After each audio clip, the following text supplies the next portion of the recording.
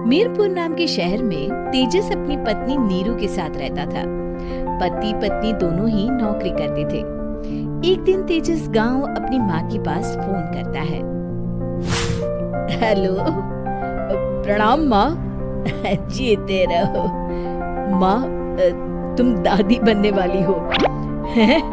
अरे वाह, ठीक है बेटा, मैं कल ही आती हूँ। जब माँ जी शहर पहुंची तो बेटे बहू ने बहुत अच्छे से स्वागत किया। लीजिए माँ जी चाय। अरे गर्मा गर्म पकोड़े ले आओ माँ के लिए। नीरू रसोई में गई और 2 मिनट में ही पकोड़े ले आई। जी ये लीजिए। बहू जादू से बनाए हैं क्या? अभी तो रसोई में गई थी। यम्मी। माँ जी शीला रसोई में पकोड़े तल रही है, मैं बस लेकर आई। हे भगवान, मेरा धर्म भ्रष्ट कर दिया तूने। अब तो गंगा जल से शुद्धिकरण करना होगा। दूसरे दिन, माँ जी मैंने नाश्ता बना दिया है, ऑफिस जा रही हूँ। पर अभी तो घर का सारा काम पड़ा है। शीला आती ही होगी, झाड़ू पोछा बर्तन कपड़े वो सब कर लेगी। हमारे जमाने में घर का सारा काम हम ही करते थे। जी माँ जी आप बहुत होशियार हैं, मैं घर ऑफिस दोनों नहीं संभाल पाती। तो जरूरत क्या है घर से बाहर जाकर चाकरी करने की? वैसे भी घर का काम खुद करने से घर में बरकत आती है, समझी?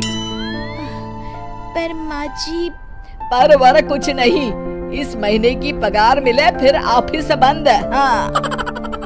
रात को नीरू तेजस से कहती है, सुनिए जी, माँ जी बोल रही थी कि मैं नौकरी छोड़ दूं।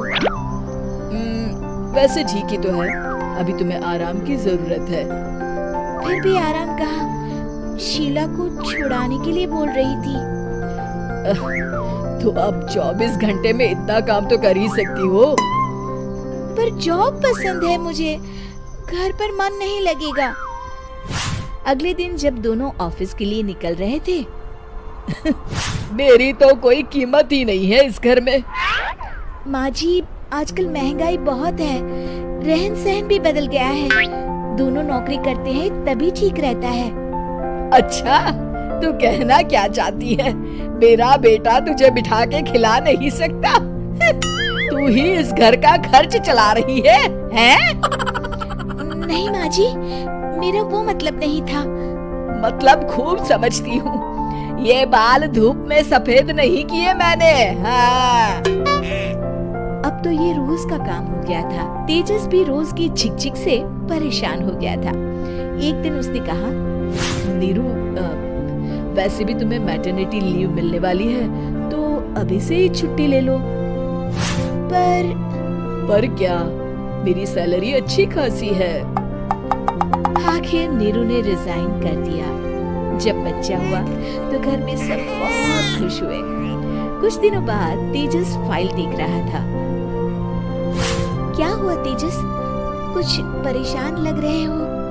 हाँ, वो हमारी जितनी सेविंग्स थी वो तो हॉस्पिटल में और छठी के फंक्शन में खत्म हो गई है नीरू। और अभी वैसे मंदी चल रही है तो मैं बोल रही थी कल मुन्ना को हेपेटाइटिस का टीका लगवाना है।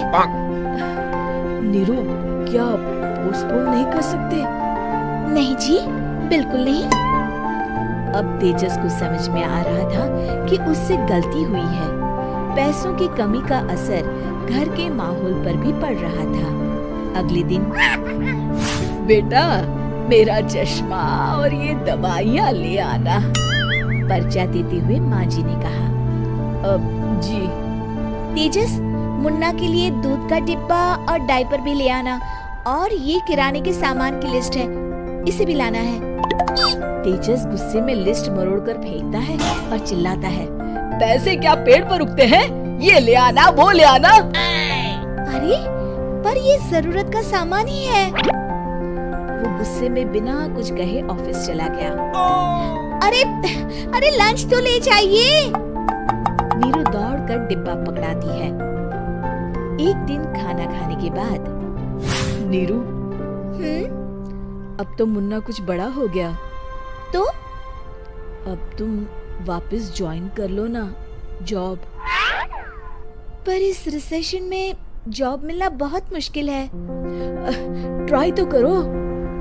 फिर मुन्ना, माँ जी है ना, और एक फुल टाइम मेड भी लगा लेंगे। पर माँ जी, उन्हें तो पसंद नहीं।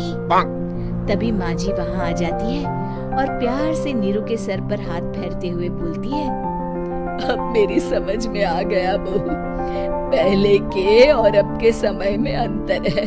तुम काम शुरू करो, मुन्ना की जिम्मेदारी मेरी। मेरी प्यारी माँ जी। ये कहकर नीरू उनके गले लग गई। शिक्षा, परिवर्तन संसार का नियम है, हमें भी समय के साथ चलना चाहिए। उम्मीद है कि आपको हमारी ये कहानी पसंद आई होगी। कृपया हमारे चैनल को सब्सक्राइब करें और सभी अपडेट्स के लिए बेल आइकन जरूर क्लिक करें। और हाँ, वीडियो लाइक और शेयर करना मत भूलिएगा। Bye bye.